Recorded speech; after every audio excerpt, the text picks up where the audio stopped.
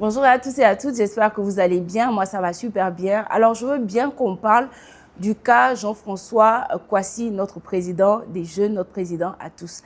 Alors, il a été arrêté et je pense que des chefs d'inculpation qui sont retenus contre lui, nous avons entre autres la diffamation, trouble à l'ordre public et d'autres éléments.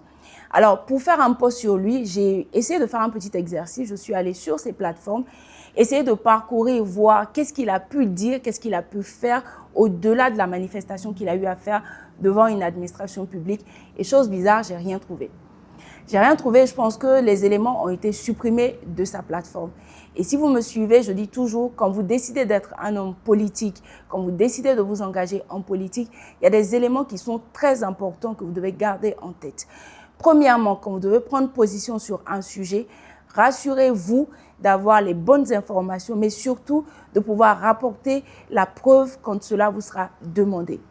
Faites la distinction entre la diffamation ou en tout cas le fait de porter une accusation à l'endroit d'une personne spécifique ou de dénoncer un fait. Il y a la différence entre accuser et dénoncer un fait. Est-ce qu'il a accusé ou est-ce qu'il a dénoncé un fait? De prime abord, on pourrait dire qu'il a dénoncé une situation que nous avons tous décriée. Mais pourquoi nous sommes à nos places et lui pas? C'est une question qui mérite d'être posée.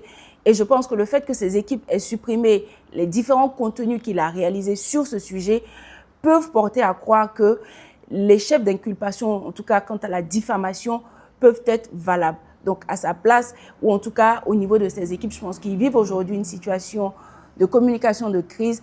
Comment il réagirait?